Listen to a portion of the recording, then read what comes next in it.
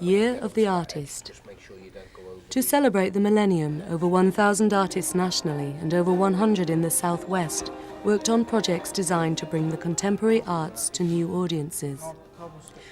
From the Island looks at the work of artists Medya Mahdavi, Eddie Hardy and members of the Artists First group. All are artists whose work draws very directly from personal experience and contemporary life.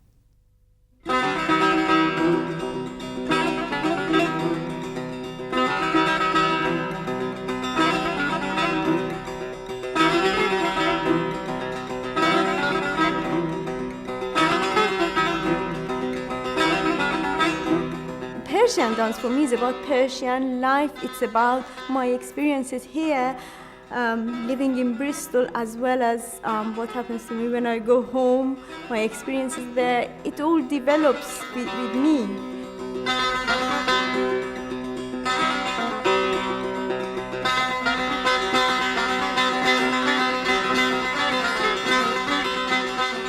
Before the Islamic Revolution, dance was becoming quite popular, but it was very balletic with ballet. And a beautiful dance, but I felt quite distant from that. What I really liked was things like passion plays, tazia, or just I enjoyed, I felt excited when I saw people praying in group. All that movement, I saw it, a dance. I saw a dance in there.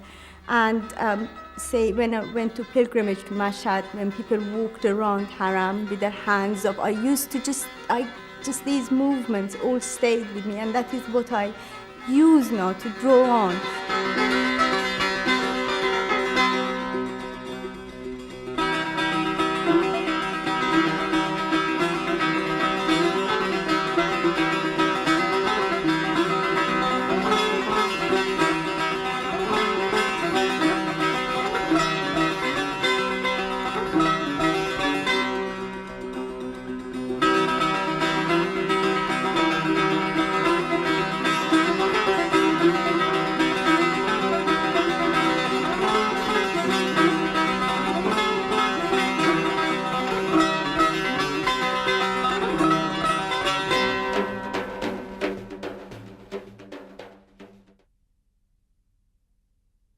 Artists First is a Bristol-based group of disabled artists.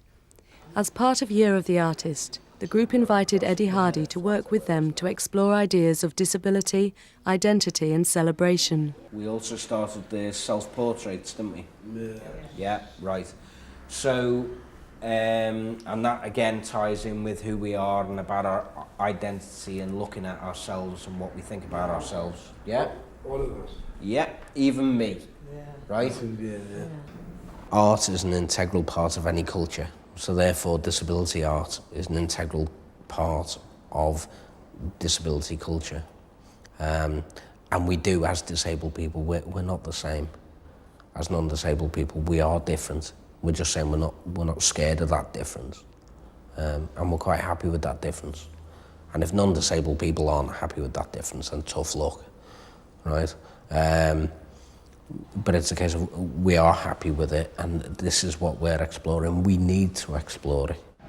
What's this workshop been about? It's about disability bribe. What is our bribe inside? And how we show our bribe and how we show our feelings. It's about sharing together, understanding. If people can come together, this will be a whole lot different world together, and people will come to the ignorancy. What's the painting about, Sarah?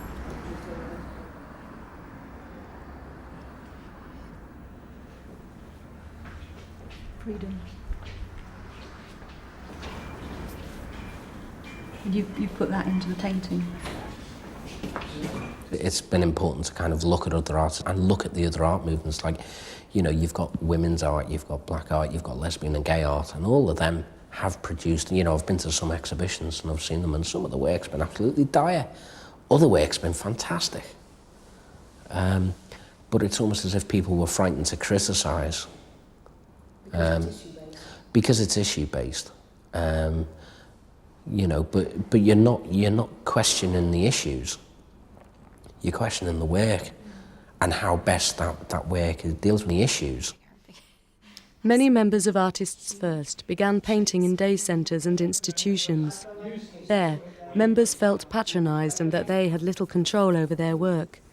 To establish themselves as artists, the group set up their own organisation and moved into Bristol's Spike Island studios.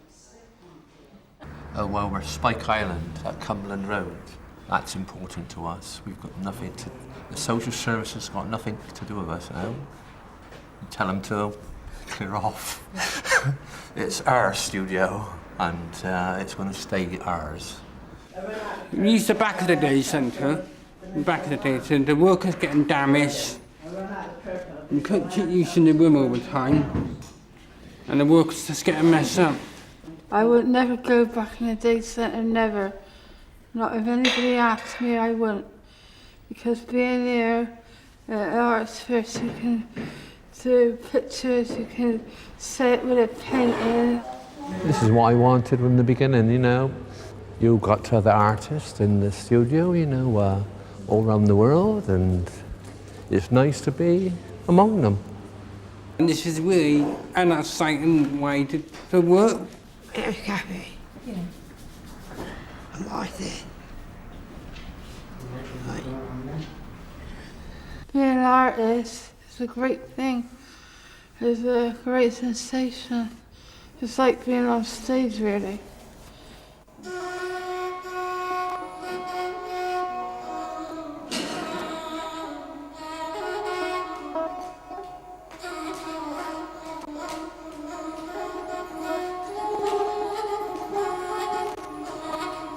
During the Year of the Artist, Medya started work on a piece called Dancing the Knife.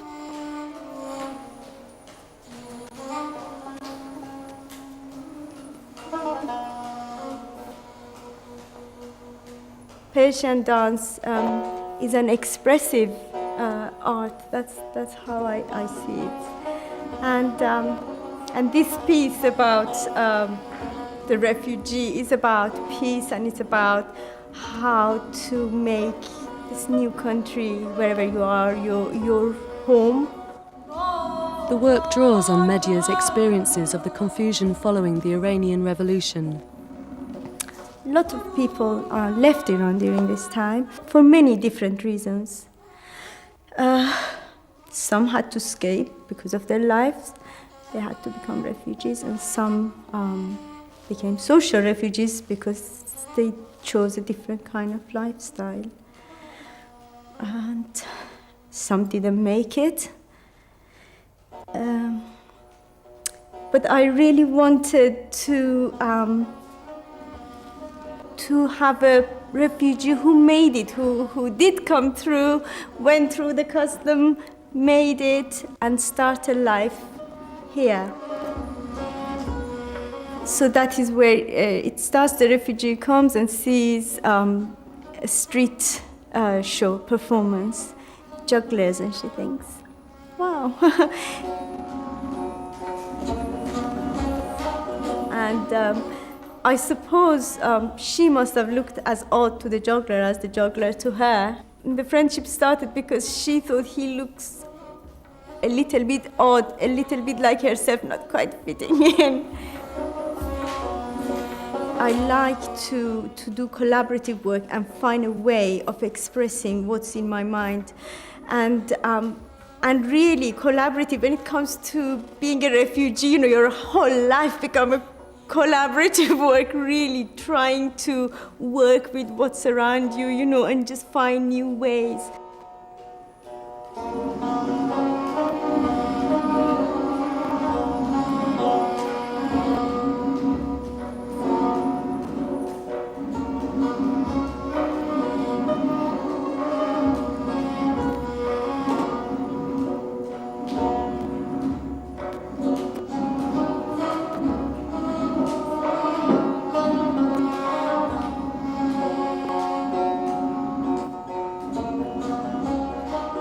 Politics kind of affect your life in a very direct, strange ways. So that comes in my work, but it's never intended to make a particular point about politics. It's just telling you what's happening to me or to my friends or to somebody I know, or that is really breaking my heart. I wish it wasn't like that. I love these, you look great. Is it you? And producing me, also a big head, 2 eyes, nose and mouth, and ears, blue jumper, and a sun, and 2 hands up in the sun. And it's just all the very nice looking. The eye pointing out. It's nice. Yeah. Brilliant. I love painting, I love to time. We were interested in the idea of boxes, but we wanted to take it a little bit further. We thought, well, what about taking the shape of a box and opening it up? Because a box is like a compartment, and by opening it up, you're perhaps exposing hidden things that are there that you want to bring out. I think opening up that shape, that box, that compartment, again, is symbolic, but it's also quite an important thing to do. Instead of shutting the box, we were opening the box. It's about different stories, about different poetry. It's about our lives, really. We wanted to open them up and put them all out so everybody else can see them. I didn't like my school days. I wanted to leave, really. And that's why I'm doing a big picture so I could tell everybody what I used to go through. Do you think people listen to what you've got to say better when you do it through art and poetry? They do. Because if you tell them face by face, they don't they don't listen to you. If you say it with a picture, then everybody can know what you've been through, like.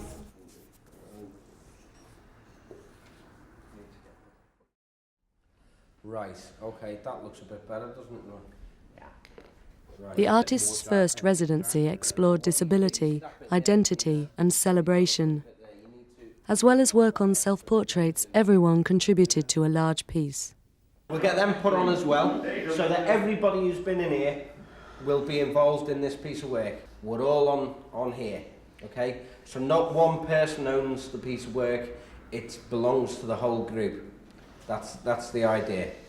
As disabled people, really the whole issue around disability rights is basically a kind of, if you like, a battle around the body.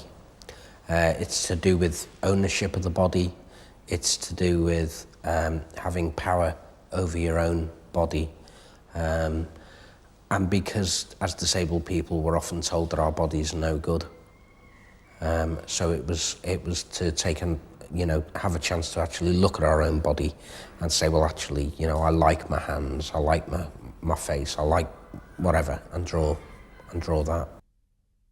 So that's why I used the body. The body is the one thing that, whether, if you've been put in an institution, then obviously you kind of lose the control over your own body because somebody else can tell you what time you can get up, what time you can go to bed. There's issues around kind of objectifying disabled people, and that I'm okay to objectify myself because I'm in control.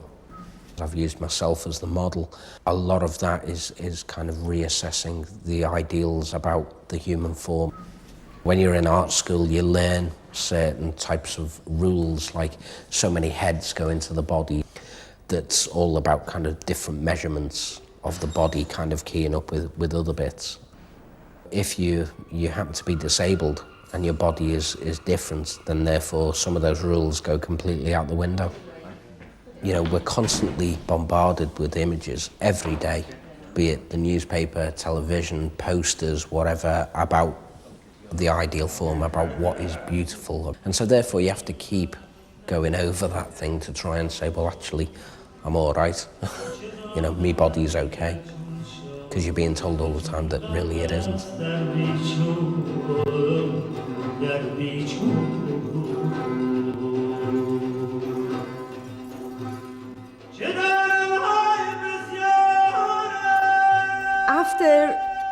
Iranian Revolution, of course, dance was going on. You can't just stop dancing. It seemed to me at that time people were confused. They didn't even know whether happiness was allowed. It was just confusion. It felt that it was a threat all the time. That's what inspired this piece. It was almost like dancing with a sword, just there, very close to danger. She looked out on her childhood garden. A late frost had turned the leaves to knives. See the crack in the door with the moon looking in? That's the knife. The knife is no news of home on the evening news. The knife is waiting, and the siren getting nearer in the night. Veil was introduced. I wanted to show crowd, hundreds of people all marching. A lot of my work involves a lot of veil because sometimes people see it here as a problem, but for me, I just try to explore it in a lot of different ways.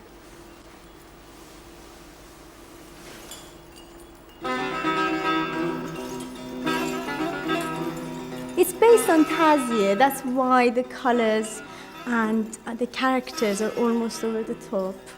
And Taziehs are passion plays.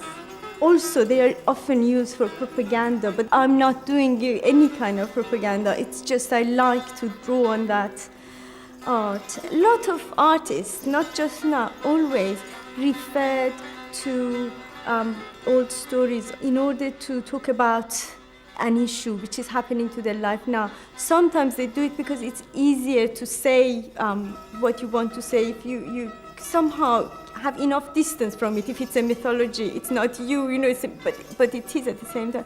But Iranians do that all the time, much more so than people here. Nice way of getting away from censorship as well.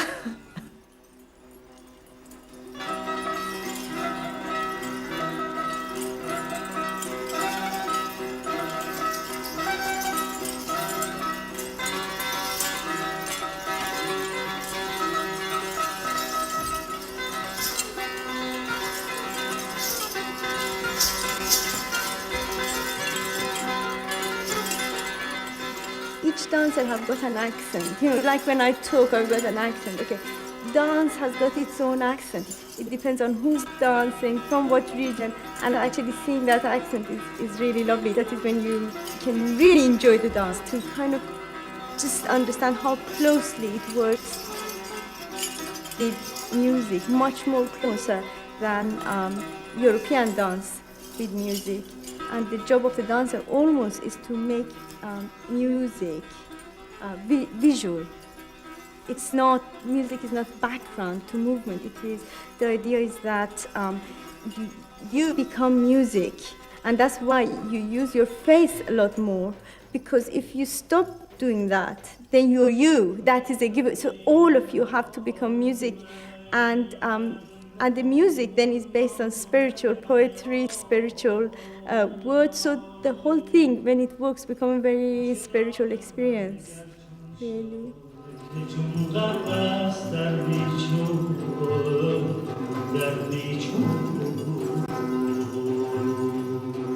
Whilst Media's work is rooted in Persian culture, she draws inspiration from many sources, old and new.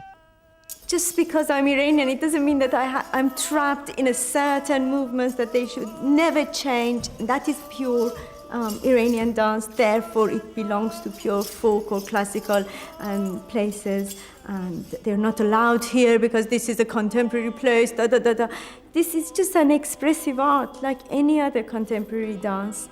But the words, the movements, everything is based on Middle Eastern movements, mainly Iranian and some Egyptian as well. So, yeah, that's what I would really, really want, is to allow ethnic dances of all kinds, and particularly in my case, Iranian dance, to change, to develop, to become expressive, and not expect to see what you may have seen 20 years ago in a particular region to be done over and over and over again.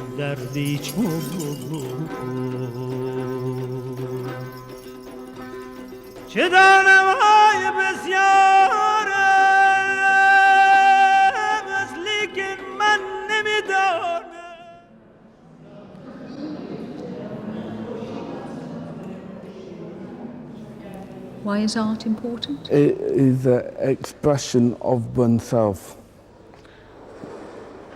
It's the way how a person feels, and you can put a lot of emotion in a painting or drawing. Talking time blue in the face. And why did you paint it? What's this painting about? It's about my life, how I've been treated, how bosses have treated me, how they didn't listen to me, didn't get a voice. And now I'm getting the voice and I could speak up and say what I want. It makes me feel strong inside and happy as well. Because I know I'm doing art for not just for other people, for myself. I did it, painting, working around the Spike Island. Mountain people, mountain for strength. It's just marvellous. I see, we've done a good job. This is one of my portrait, and it's a very strong picture, as you can see. Why have you done it that way? Because, well, I'm strong and I want to do that strong. The role of the artist is to actually make people think. It's not about making people like their work. It's not necessarily about selling the work. It's about making people stop, think, and engaging an audience. You have a dialogue between you and the work. When you finish the work and you put it in for a show, it then hopefully has a dialogue with a viewer. Whether they like it or not isn't important. Not really. What's really important is that it engages them.